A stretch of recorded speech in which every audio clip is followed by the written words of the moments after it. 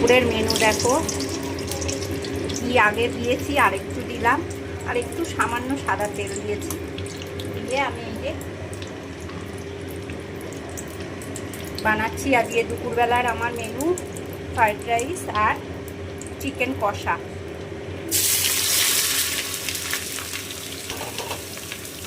তো ফ্রাইড রাইসের আমার ইয়েটা ভাতটা রেডি হয়ে গেছে, ভাতটা আমি রেডি করে নিয়েছি, ভাতটা এটাও রেডি। তো এবারে আমি ওর মধ্যে আমার নুন মিষ্টি সব পরিমাণ মতো আমি দিয়ে দিয়েছি। ভাতটা নামানোর আগেই আমি নুনটা দিয়ে দিয়েছি, নুনটা দিয়ে দিয়েছি ভাতটা নামানোর আগে। আর না, তারপরে ভাতটার ফ্যানটা ঝরিয়ে দেওয়ার পরে তারপরে আমি পরিমাণ মতো মিষ্টি দিয়ে দিয়েছি, চিনি পরিমাণ মতো।